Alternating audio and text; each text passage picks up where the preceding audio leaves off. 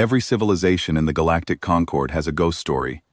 The Rithani clergy whisper about pale creatures who drink poison for pleasure and throw themselves from high places just to feel the wind. The Dolvac traders speak of a species that cracked open the heart of an atom and used the fire to boil water. The Morvathi navigators keep ancient star charts locked in sealed vaults. And on one of those charts there is a small yellow star circled in red ink, with a single instruction written beneath it. Do not look. Do not land. Do not stay. For 400 years, I studied these stories. I wrote academic papers about them. I stood before lecture halls filled with the brightest minds of the Alari people, and I explained, with great confidence, that the species described in these legends could not possibly exist. No creature could survive on a world with that much gravity. No lungs could process a gas as reactive as oxygen without burning from the inside. No civilization could endure the kind of internal conflict described in the oldest records and still find its way to the stars. I was wrong about all of it. My name is Vorrax Thelcine. I am a senior diplomatic historian of the Galactic Concord, and I am writing this account so that the galaxy never forgets what happened at Valtheris, and who came to save us when we could not save ourselves. It began, as most catastrophes do, with silence. 3 colony worlds at the edge of Concord space stopped transmitting on the same day. We assumed it was a solar storm. Then 10 more went dark. Then 40. By the time our scout ships reached the first colony, there was nothing left. Not ruins, not wreckage, nothing. The cities, the forests, the oceans, everything biological had been stripped away, leaving behind bare rock polished smooth like the inside of a bowl that had been licked clean. The Vorrax Dominion. We had no name for them before that week. They came from beyond charted space, from the deep black where no signal had ever returned. They were enormous, insectoid, and they moved in swarms so vast that our long-range sensors mistook them for asteroid fields. They did not communicate. They did not negotiate. They did not make demands. They simply arrived, consumed everything alive, and moved on. Our defense fleet met them at the Kellis corridor. I will not describe what happened there in detail, because it was not a battle. It was an ending. 11,000 Concord warships, untested for over 10,000 years, met the Vorrax swarm, and ceased to exist in under 6 hours. The Concord had not fought a real war in so long that we had forgotten what war actually meant. Within 9 days, the High Senate began discussing surrender, not because they were cowards, but because they were logical. The mathematics of the situation were simple. We could not win. Every model, every simulation, every projection ended the same way. The Concord would fall. It was only a matter of time. And then someone found the signal. Deep in the oldest data vaults of the Concord archive, buried under layers of corrupted files and forgotten encryptions, an archivist discovered a fragment of a transmission. It was impossibly old. It originated from the quarantine zone, the same region of space where the Morvathi charts said never to go. The message was crude, broadcast in simple electromagnetic waves, and when we translated it, the words were, "We are here. If you need us, come find us." I was part of the delegation they sent. There were 12 of us aboard a diplomatic vessel, and I remember that even our ship's navigation system flagged the destination as hazardous. As we approached the small yellow star, I felt a kind of dread I had never experienced before. Not fear of the unknown, fear that the stories might be true. We entered the system they call Sol, and there it was, 3rd planet from the star, a world that should not have been habitable by any reasonable standard. 70% of its surface was covered in liquid water, a solvent so aggressive that it dissolves most of our construction materials on contact. Its atmosphere was a mixture of nitrogen and oxygen, a gas so chemically reactive that my people classify it as an industrial hazard and store it in sealed containers. The planet had active volcanoes, earthquakes, hurricanes, and magnetic storms. Its ecosystem was layered, predator upon predator upon predator, in an endless chain of consumption. And living on this world, thriving on this world, building monuments and cities and orbital stations on this world, were 7 billion human beings. They already knew we were coming. That was the first surprise. They had been watching the Vorrax War from a distance, intercepting our communications and decoding our encryption, not over decades, but in under 2 standard years. They had been waiting for us to ask for help. The woman who greeted us called herself Admiral Rena Cortez. She was short by our standards, barely reaching the middle of my chest, but she was dense with muscle and moved with the controlled energy of a coiled spring. There was a scar across her jaw, pale against her brown skin, and when she smiled at us, she showed her teeth. I made a note in my personal log that baring teeth is considered a threat display on 37 known worlds. She meant it as a welcome. She spoke to us in our own language.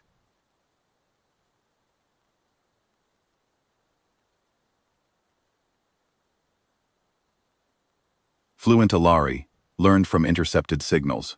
She said, "We know about the vorrax."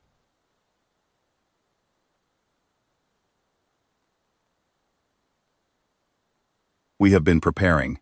How soon do you need us?"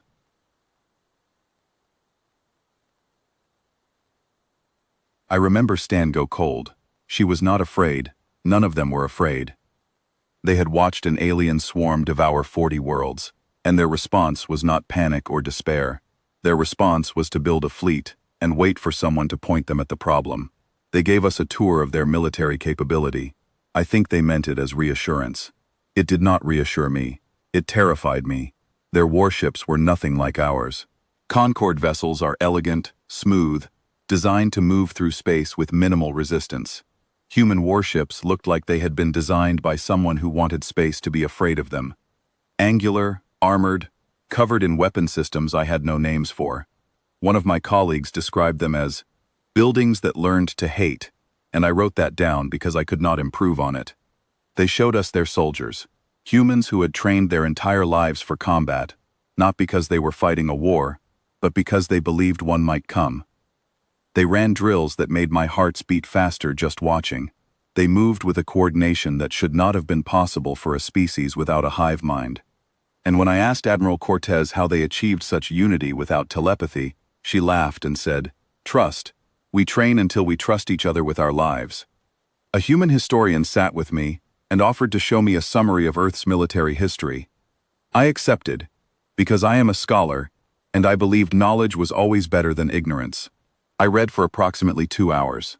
I stopped at an entry describing something called the Second World War, a conflict in which their own species fought itself across the entire planet, lost tens of millions of lives, and then rebuilt everything within a single generation. I closed the file and asked to be left alone for a while. I sat in a dark room and tried to understand what kind of species could do that to itself and still find a reason to keep going.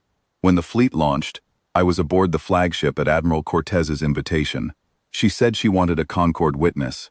I think she wanted us to see what was coming, so we would never forget.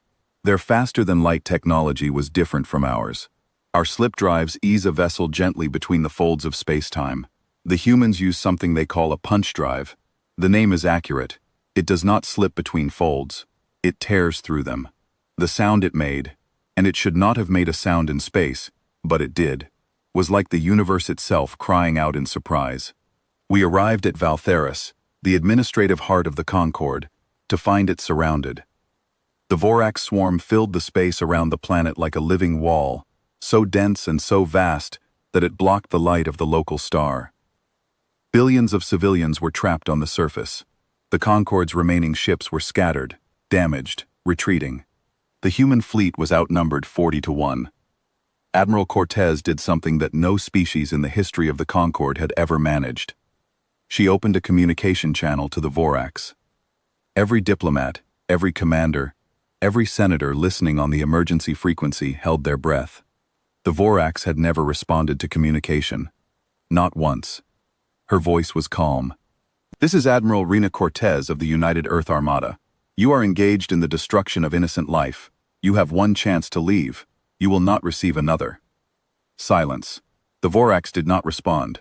Their swarm continued to advance. Cortez closed the channel. She looked at her tactical officer and gave 2 words: "Weapons free." What followed was not what I expected.